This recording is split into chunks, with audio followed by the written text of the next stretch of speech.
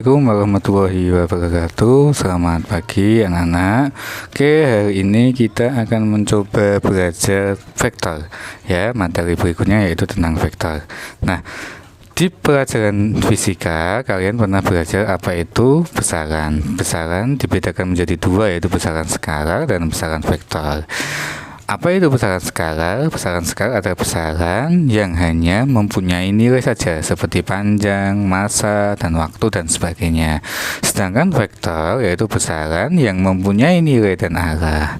Nah, untuk mengetahui lebih jelas apa itu besaran vektor, coba kita perhatikan ilustrasi berikut. Ada seorang anak dari titik A berjalan ke titik B dengan panjang jaraknya adalah 10 meter ya.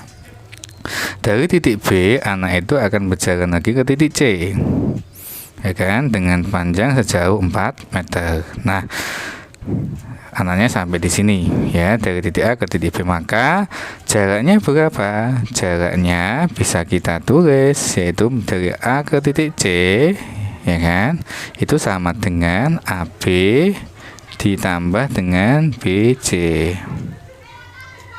ya kan, AB ditambah dengan BC, maka panjang AB nya itu adalah 10, panjang BC nya itu adalah 4, maka jarak yang ditempuh adalah 14 ya kan. Nah, bagaimana dengan perpindahan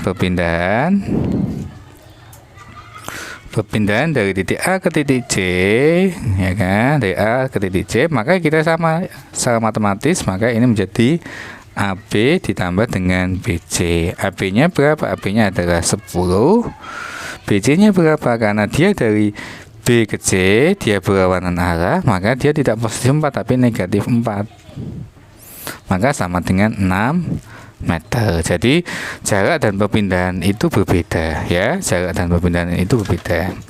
Jadi kalau jarak itu tidak mengenal arah, kalau perpindahan dia mengenal arah. Nah, kita coba langsung ke besaran vektor ya. Kita ke penamaan vektor dan panjang vektor. Nah, misalkan saya punya suatu titik, ini dari titik sini ke sini ya kan. Nah, dari titik ini ke sini ya kan. Nah, dalam ilmu vektor ini dinamakan titik pangkal dan ini dinamakan titik ujung ya, ada tanda panahnya, dan ini sampai sini itu dinamakan panjang vektor ya kan, panjang vektor. Jadi misalkan ini titik ujung, titik pangkalnya adalah A, titik ujungnya adalah B, maka biasanya penulisan vektornya itu seperti ini, panjang vektor AB ya kan, panjang vektor AB, atau dikasih tanda panah seperti ini.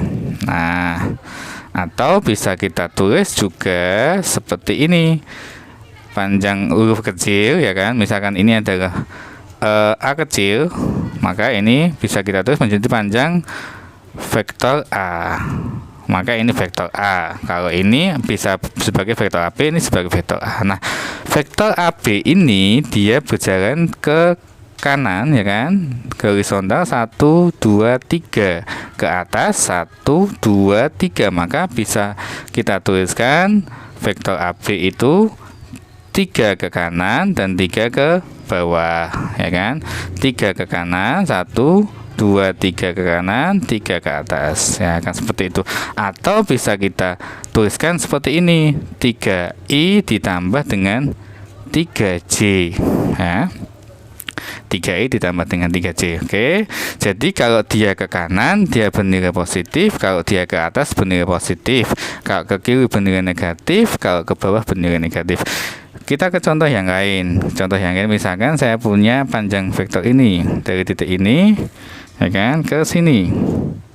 Nah, misalkan ini titik B, titik ujungnya B, titik pangkalnya adalah C, maka bisa kita tuliskan vektor BC ya kan.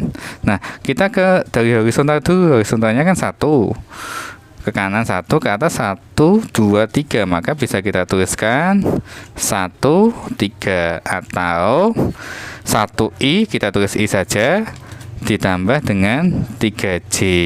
Nah, sampai sini bisa dipahami ya. Oke, kita ke contoh yang lain, misalkan seperti ini. Nah, Jadi titik A ini misalkan titik B, ini titik A. Karena ini dari titik B ke titik A, dari titik B ke titik A, maka penulisannya adalah seperti ini, BA.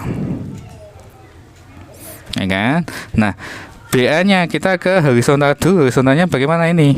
1, 2. Dia ke arah kiri, maka kita menuliskannya ini negatif 2. Terus ke bawahnya 1, 2, 3. Karena dia ke bawah, maka kita menuliskannya negatif 3. Atau bisa kita tulis negatif 2i ditambah dengan negatif 3j.